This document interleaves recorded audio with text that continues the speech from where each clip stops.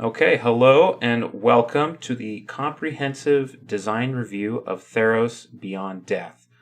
We did one of these for Throne of Eldraine, and we are getting this in just under the deadline as Ikoria is releasing in, I think, in literally 2 days. But I definitely did want to get this in. I have brought back with me Trevor, as well as our mutual friend Tommy, who we invoked several times in the last briefing. So it's good to have him. If you guys could introduce yourself, starting with Trevor. Yeah, absolutely. I'm Trevor Cashmore, amateur game designer, educator, and big fan of Magic the Gathering. I've joined this before, and it was an absolutely wonderful time, and I'm excited to try it again, bigger and better, and also smaller than ever. Yes. Yes. And Tommy. I'm Tommy Acapinti. I'm an amateur game designer as well, also an educator. I have been playing for Magic a long time, and I'm excited to talk about all of this nitty-gritty details about this set. And I'm Carl Duzette, also known as Zerapath in the custom Magic community. I've been in the custom Magic community for a really long time, really long time. Done a lot of my own custom sets and lots of my own card designs, and I'm also an amateur game designer. And this is just something I really enjoy doing with Throne of Eldraine, and I just love talking about Magic card design. So that's who I am. That's who we are. And today we're talking about Theros Beyond Death. And so why are we doing a design review at the very end of a format? Well, one thing I noticed, anytime a new set comes out, it seems like all the content is kind of buried at the beginning when everyone is trying to rush to get their set reviews out, their limited reviews. And one content that I always find missing is a design review. We get a lot of talk from Mark Rosewater, from official Wizards employees, about how they designed the set and how they think it works, but less from people outside of Wizards of the Coast really examining, the design principles behind the set itself. And so that's why I wanted to do this.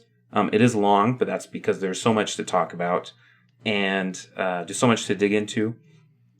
The way we're going to do this, we're going to start kind of big picture, looking at what Wizards wanted to do with this set, and then getting down into the nitty gritty, all the way down to individual card designs. And so hopefully this will prove interesting to you. I think if you like reading the Making Magic articles, if you enjoy, reading Blogatog, if you just kind of like seeing how the sausage is made, I guess, with Magic the Gathering, this should be interesting. We should all hopefully learn something about game design generally, but also Magic design. So let's talk about Theros Beyond Death. Theros Beyond Death is a return set. We're returning to the plane of Theros, an Enchantment Matters set with gods, devotion, and top-down Greek mythology. And so this time it is also that. It is top-down Greek mythology, enchantments matter, but this time with the twist of the underworld, which is a major trope in Greek mythology, and enough of a twist that it merits kind of a new perspective on the return. So I want to start off by asking, when you guys first heard that we were returning to Theros, what was your reaction and what were you kind of hoping for? So I was very excited as a player because Elspeth is a character that hits on a lot of different axes for me. Her card from the original Theros is one of my favorites, and it was exciting to see the story sort of pick up there, because it was no secret that this set was going to come from all the way back in the original Theros.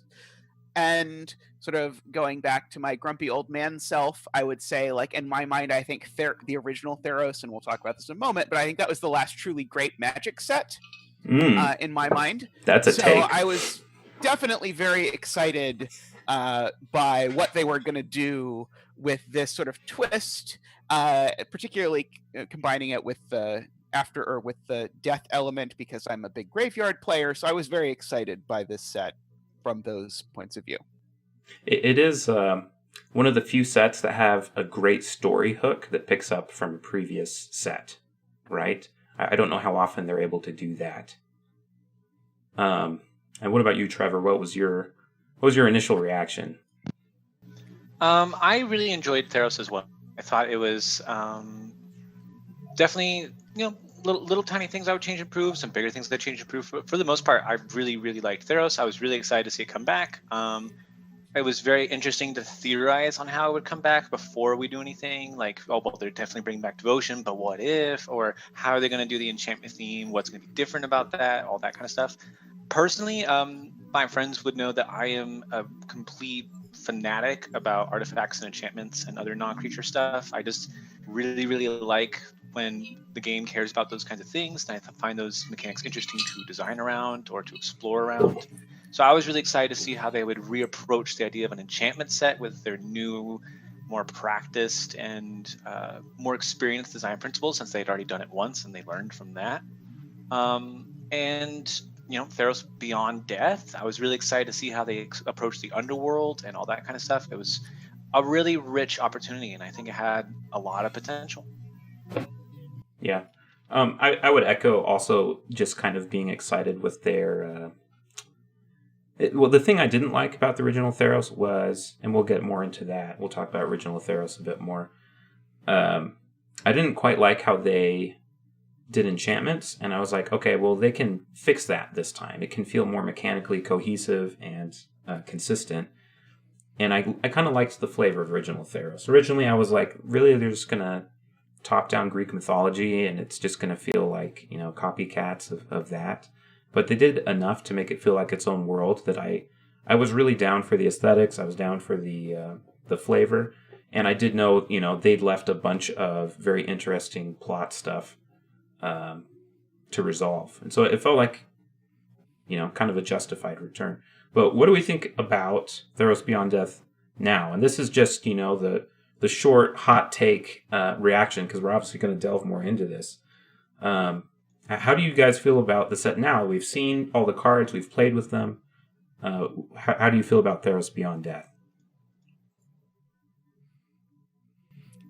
I find this to be one of the most boring Magic sets overall. There really just is not a lot to be excited about in this set to me. That was my overall take. And I think we'll talk later about the fact that they had a lot of ambitious ideas and then they decided to do none of them. I think excitement is a big topic in regards to this set. What about you, Trevor? I would echo some of that sentiment. I think with Theros, I think there's a lot of individually interesting ideas and some interesting cards and some, smaller scale experimentation and intrigue. But in terms of an actual overall set, I don't really look over the ideas and mechanics and overall presentation and go, yes, that is a really exciting and cool set. To stay relatively general, I don't look at the set and see anything that looks like Bestow. And Devotion was really interesting the first time and really new, except it wasn't. But especially now, it's not, right? Like Devotion is a beloved favorite mechanic, which unfortunately means that the next time you visit it, people go, oh, good, instead of, oh, yay, right? Because they know it's coming back. And they've already poured all that love into it the first time. And so now it's just kind of like, well, of course you're giving it back to me, Yeah, it's very possible that in Ikoria, cycling is actually the best mechanic in the set, but no one is like, oh my gosh, did you see Ikoria, the new set? It has cycling, you know what I mean? Like, that's not the exciting thing about Ikoria. And no one is saying, wow, the really splashy thing about Theros Beyond Death is that they're doing Devotion slightly better than before. And even that's kind of arguable, yeah. Like if you had a new set and they said, "Oh, Storm's coming back," like people would go, "Wow, Storm is coming back," but I don't think that would engender the same kind of excitement that an actual new mechanic could. What I mean? And that's always a difficulty. I think I would agree with Tommy's assessment that it had what I would call I would call it like behind the scenes ambition. where you could really tell that they were trying some very different stuff, and the final product doesn't look that interesting. But you can kind of feel that there was a lot of effort behind it, and I think put into it, from what I can tell. And like, in some cases, that effort didn't go anywhere, but in other cases, it did. And I would say it's kind of like when you see a magic trick. Sometimes the easiest looking tricks are the ones that are hardest to pull off. They look kind of smooth. And so a boring trick can actually be, to the person who's really scrutinizing it, the really exciting trick. But that's not the stuff that ever wows an audience until they actually like unconsciously see how smooth and how it's an incongruous thing, you know? Yeah, and I mean, my overall reaction. I've done a lot of drafts of this on Magic Arena. The thing I've come away with that I've been most impressed by is just how all of the set seems to work together as like a well-oiled machine. It kind of looks like I'm looking at an enormous jigsaw puzzle that they have already put together, and I look at it, I'm like, wow, I can see how this was put together, but I'm not like, this is awesome, I'm like, oh, they did it. Just the way all the mechanics work together. I appreciate that from a design perspective, but I just wonder how many players are thrilled by that, or when they're designing it, where are they expecting to hook players? Is it purely the setting? Is it purely the fact we're returning to Theros? Is it the story? I can't imagine that it's just the mechanics here.